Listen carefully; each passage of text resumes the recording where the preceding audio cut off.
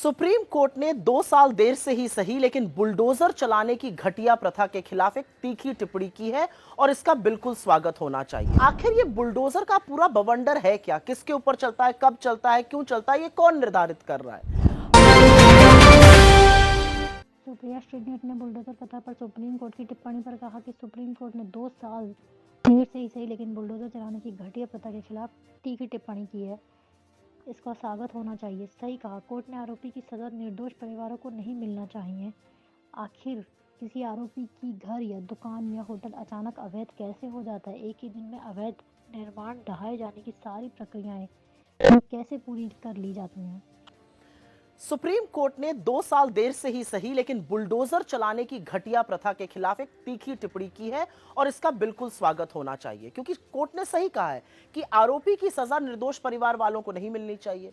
पर आखिर ये बुलडोजर का पूरा बवंडर है क्या, किसके ऊपर चलता है, कब चलता है, क्यों चलता है, ये कौन निर्धारित कर रहा है? Housing and land rights network HLRN का अनुमान है कि स्थानीय, राज्य और केंद्र सरकारों ने 2022 और 23 में करीब 1.5 लाख घरों को बुलडोजर से ढहा दिया था, जिसके चलते गांव, देहात और शहर में करीब 7.5 लाख लोग बेघर हो गए। अतिक्रमण को रोकने से लेकर शहरीकरण और आरोपी के खिलाफ हुए एक्शन जैसे कारण इसके लिए दिए गए। लेकिन बहुत सारे सवाल हैं और पहला सवाल यह है कि ऐसा कैसे होता है कि किसी आरोपी का घर, दुकान, होटल अचानक अवैध हो जाता है? एक ही दिन में अवैध निर्माण ढहाए जाने की सारी प्रक्रिया भी पूरी हो जाती है। क्या कोई ये पूछेगा कि कैसे पता चलता है कि निर्माण अवैध है? कब नोटिस दिया गया, कब उसे सुनवाई का मौका दिया गया, कब निर्माण तोड़ने की तिथि निर्धारित करी गई, और आखिर ये सारी चीजें 24 घंटे में कैसे हो जाती हैं? लेकिन सच यह है कि अधिकांश जगह बुलडोजर निरंकुश सरकारें नफरत की आंधी को हवा देने के लिए चला रही हैं, और एक बड़ा कड़वा सच यह है कि अधिकांश जगह बुलडोजर मुसलमानों के घरों पर चलाए जाते हैं। असल में बुलडोजर बर्बरता का प्रतीक है, कानून व्यवस्था की धज्जियां उड़ाता है और कोर्ट कचहरियों पर एक करारा तमाचा है। अगर बुलडोजर से ही न्याय करना है तो सारी न्यायपालिकाओं पर ताला लगा दीजिए, उनकी क्या जरूरत है? यह मेरा बिल्कुल मत है। सवाल यह भी है कि अगर सरकारें बकैती में बुलडोजर से कुछ लोगों के घर धड़ल्ले से ढहाती हैं तो बाकी गुंडों के खिलाफ उनको सांप क्यों सूंघ जाता है? एक आरोपी के घर पर बुलडोजर चलेगा, दूसरे पर नहीं चलेगा। एक बस्ती उजड़ेगी, दूसरे के सामने जाकर बुलडोजर रुक जाएगा। तो क्या आरोपी का धर्म यह निश्चित करता है कि बुलडोजर कहां चलेगा?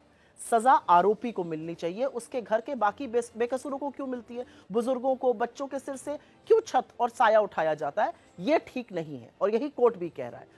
बुलडोजर चलाने जैसी गैर कानूनी हरकतें असल में अपराधी करते हैं, चुने हुए मुख्यमंत्री नहीं। इसीलिए बुलडोजर वाले बाबा और उनकी इस बर्बरता की नकल करते हुए बीजेपी के तमाम कठपुतलियां प्रशासन कीजिए, पाप नहीं, क्योंकि घर हिंदू को हो या मुसलमान का, बनवाने में एक उम्र लग जाती है।